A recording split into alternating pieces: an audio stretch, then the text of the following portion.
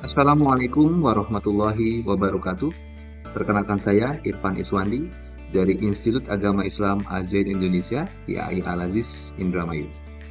Pada kesempatan kali ini, kita akan melanjutkan pembahasan dalam mata kuliah pengenalan pemrograman dengan tema Making Decisions.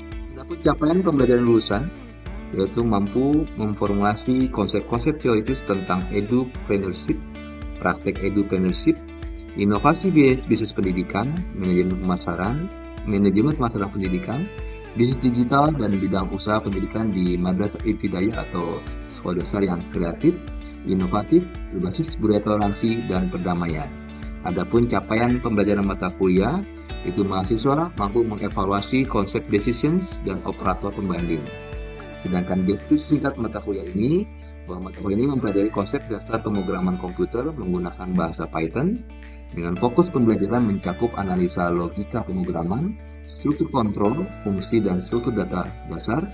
Selain itu, mahasiswa diperkenalkan dengan prinsip pemrograman berorientasi objek dan penerapan Python dalam menyelesaikan masalah komputasi dasar, sehingga menghasilkan produk aplikasi yang relevan dengan pendidikan tingkat dasar. Baik, pada pertemuan kali ini kita akan bahas tema Making Decision.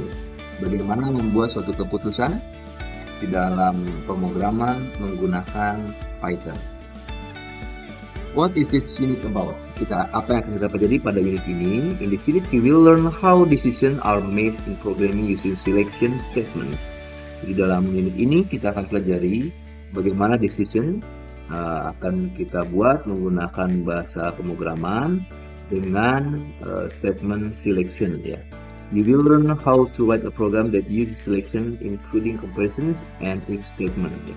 Decisions, keputusan. Apa itu keputusan, ya?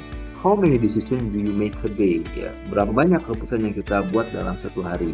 What are you going to do this evening? Apa yang akan kita lakukan di sore hari ini, ya?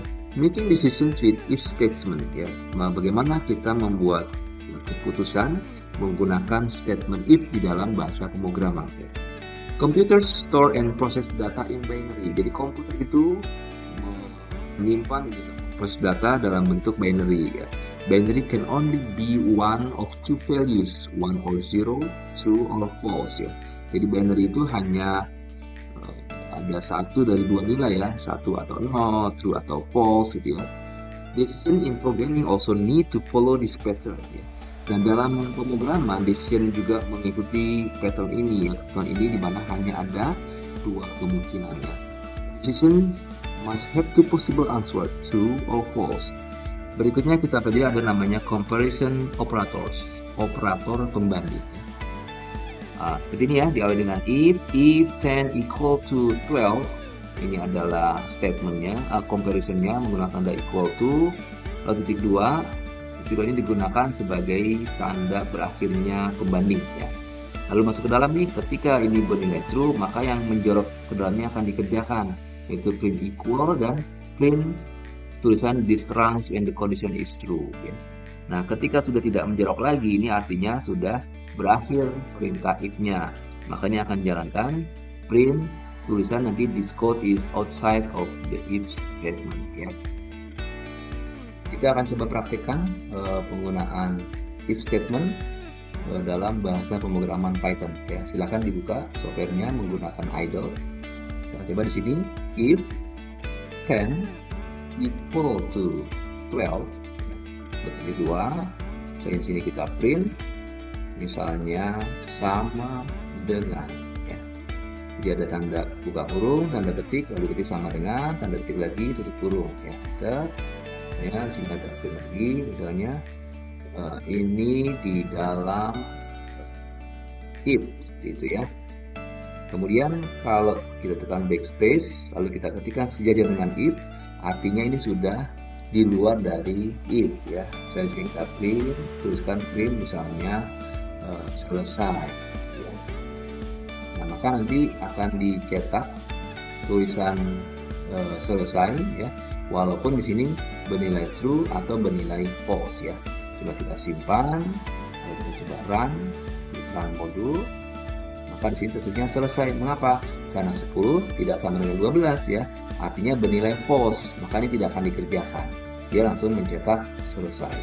Sekarang misalnya kita ganti 10 dengan angka 12, kita simpan, lalu kita coba run modul, maka akan diketik di sini sama dengan. Kenapa? Karena 12 sama dengan 12 ya, artinya bernilai true, maka ini akan dikerjakan. Itu cetak sama dengan, lalu di juga akan dikerjakan ini di dalam if ya, ini di dalam if, lalu selesai pun akan dicetak. Mengapa? Karena ini di luar if, jadi walaupun bernilai true ataupun false, perintah ini akan tetap dikerjakan ya, seperti itu. Sebagai integrasi dengan kegiatan penelitian, silakan baca artikel dengan judul Penelitian Awal Otomatisasi Interpretasi Data Akuntansi Berbasis Natural Language Processing.